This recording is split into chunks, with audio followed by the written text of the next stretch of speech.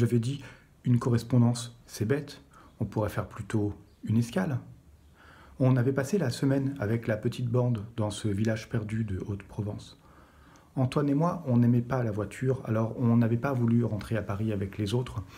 La voiture me rendait malade, j'étais obligé de prendre des médicaments qui me faisaient dormir, et je passais la journée dans les vapes. Antoine, lui, détestait la voiture par idéologie. On avait donc pris ce train, tous les deux. Une Micheline nous emmenait à Marseille, où nous prendrions le TGV pour Paris. Je ne connaissais pas Marseille, c'était l'occasion de s'y arrêter et de créer le tête-à-tête avec Antoine. D'où ma proposition, faire escale. Et Antoine a dit oui parce qu'il n'avait aucune raison de vouloir rentrer tôt chez lui où personne ne l'attendait. C'était un train à l'ancienne, sans climatisation. Ces trains dont on peut ouvrir les fenêtres quand il fait une chaleur à crever. C'était tout août et on avait baissé les vitres en grand. Même si on n'allait pas très vite, on prenait de grandes bouffées d'air en plein visage. C'était bon à ressentir sur la peau, mais ça n'aurait rien donné si ça avait été une scène de cinéma. Tous les deux, les cheveux à ras, pas du genre à onduler sous le vent, et le t-shirt d'Antoine, si étroit qu'on aurait cru qu'il avait été taillé sur lui. Rien ne bougeait, pas d'un poil. Tu parles d'un spectacle. À la gare Saint-Charles, on a laissé nos sacs à la consigne, comme au cinéma, justement. Les deux dans le même casier, car on n'était pas bien chargés, et c'est moi qui ai gardé la clé. Toutes nos fringues sales dans la même boîte. On pouvait bien partager cette intimité-là, quand même. On se baladait, les mains dans les poches. C'était bizarre de n'avoir rien à faire dans une ville où on n'avait jamais mis les pieds. On allait au hasard. Les abords de la gare étaient moches. On cherchait quelque chose à faire ou un endroit où aller. On voulait suivre les touristes qui savent toujours par où est la mer, mais il n'y en avait pas. Un soleil atroce, par contre. L'urgence de la mer qui se faisait sentir d'autant plus fort. On a trouvé le vieux port, ce qui n'était pas sorcier. On marchait en disant n'importe quoi, on n'avait pas grand-chose à se dire. On ne se connaissait pas si bien que ça, finalement. Je suppose que c'est toujours ainsi dans une bande, on parle à plusieurs, on rit, et parfois, au milieu des autres, il y en a deux qui s'observent, mais qui ne se rapprochent pas pour autant. C'est le soleil plus que la faim qui nous a forcés à trouver un abri. On s'est mis quelque part sous un grand parasol et on a commandé à manger. C'était un peu à l'écart du port à cause de nos finances d'étudiants. L'endroit était assez passant, alors on regardait les gens. On se moquait d'eux parce que la plupart étaient laids et qu'on était sûr d'être beaux. Ni Antoine ni moi ne le disions, mais c'était clair que nous nous trouvions bien au-dessus de tout le monde et n'importe qui nous aurait donné raison. On a marché en suivant la mer, jusqu'à un endroit où ce ne serait plus un port. Il nous fallait une plage, idéalement. Y avait-il une plage dans cette ville ? Sur un quai, il y avait une poignée de gosses hyper bronzés qui couraient. Ils allaient se baigner, c'était sûr, alors nous les avons suivis. Au bord de la route, qui faisait comme une corniche, il y avait des rochers, de très gros rochers sur lesquels on pouvait s'asseoir ou marcher, et des mômes perchés dessus qui sautaient dans l'eau. Antoine m'a demandé si la mer était profonde. Qu'est-ce que j'en savais, moi ? C'est drôle comme les gens me posent des questions, comme si j'avais les réponses qu'ils n'ont pas, ou comme si j'étais plus malin qu'eux. On s'est déshabillé. J'ai réalisé, à ce moment-là, qu'on ne s'était pas encore dessapé de toute la semaine. Pourtant, on avait eu chaud là-haut. On n'aurait pas manqué d'occasion de se mettre à poil. Le corps d'Antoine était très très blanc. Je voyais pour de vrai ce dont je me doutais déjà. J'avais bien vu quand il était habillé son visage, son cou, ses bras bronzés. Mais ses mouvements, en faisant remonter ses manches, laissaient déjà voir sa peau claire. Lorsqu'il était assis avec les épaules un peu rentrées, son col bâillait et moi, forcément, je jetais un œil pour voir comment c'était dedans. Pour voir comment se prolongeait le creux entre les clavicules qui laissaient voir, d'habitude, quelques poils dépassés du t-shirt. Il a fait un petit tas avec son jean, son t-shirt, ses chaussettes.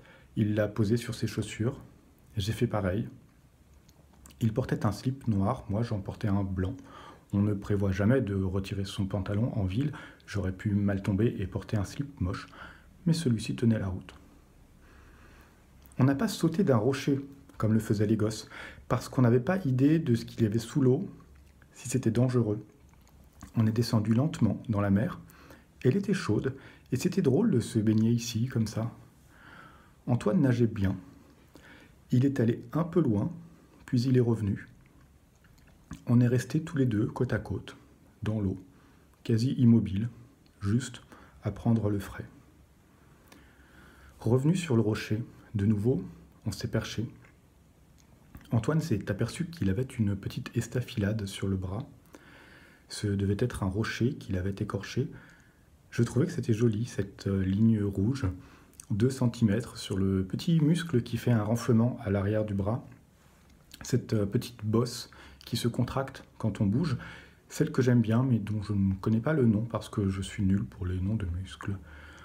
On a séché en quelques minutes sous ce ciel brûlant. Quelques gouttes perlaient sur le dos blanc d'Antoine. Elles roulaient doucement sur sa peau lisse et tendue, puis elles disparaissaient presque aussitôt aspirées par le soleil, en laissant la marque presque invisible du sel qui cristallisait. J'aurais voulu goûter ce sel de la pointe de ma langue. Antoine s'est couché sur ses vêtements qu'il avait étendus sur le rocher plat. Il a taché son t-shirt à cause de l'égratignure. Son corps un peu blessé, j'ai trouvé que c'était émouvant. Il était presque parfait, mais il ne l'était pas, à cause de ses marques de bronzage si crues, et à cause de cette entaille. C'était tant mieux, il était bien comme ça. Il avait peut-être mal à son bras à cause du sel qui devait le piquer, mais je m'en foutais, je le regardais, et c'était ça qui me plaisait. Il parlait des gens à nouveau. Lui aussi, il matait. Comme il était étendu, son ventre faisait comme un creux. Je regardais son slip, j'avais déjà vu Antoine en slip, mais c'était 2 ans plus tôt. On avait piqué une tête avec les copains dans une rivière froide. Antoine en était sorti comme moi, tout rapetissé. On devinait une forme, mais ça ne faisait pas le fier. J'avais imaginé que ce n'était pas très fidèle à ce qu'il devait être d'habitude. J'essayais de me projeter pour l'imaginer dans son état normal. Là, au soleil, la fine toile de coton noir humide dessinait une jolie bosse, souple et vivante. Je trouvais cela amusant. Elle palpitait un peu.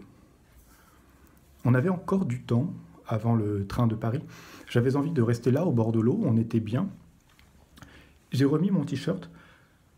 Antoine, lui, a préféré retourner à l'eau, aussi sec. Cette fois, il a plongé, comme les gosses. Nous avions suffisamment sondé les environs la première fois pour savoir que la mer était profonde. Je le regardais nager, c'était excitant de voir ses bras fins qui fendaient la surface à chaque mouvement, l'eau accompagnant les lignes de son corps.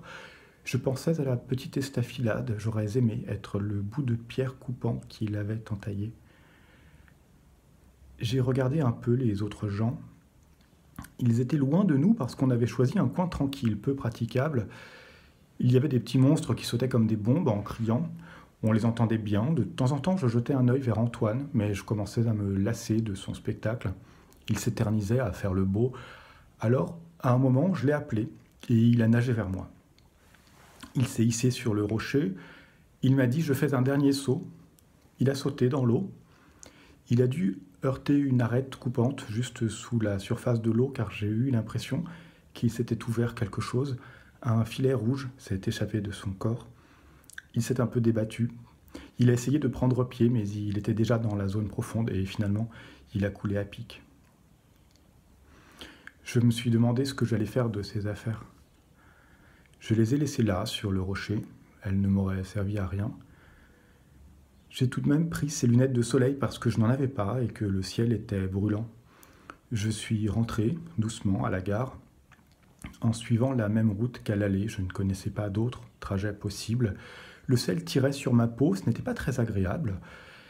J'ai récupéré nos 2 sacs à la consigne. J'ai ouvert celui d'Antoine pour voir. Il n'y avait que des fringues et un bouquin. J'ai pris le bouquin et j'ai mis le sac dans une poubelle. En montant dans le train, j'ai été aussitôt aux toilettes pour me passer de l'eau fraîche sur le visage à cause du sel. Puis je me suis installé sur ma place, le dos à la fenêtre et les genoux pliés, les pieds posés sur la place vide à côté de moi. J'ai feuilleté le livre d'Antoine en pensant que ça m'occuperait pendant le trajet, parce que je n'aimais pas voyager seul. Mais c'était un peu chiant, j'ai lu 10 pages et j'ai arrêté.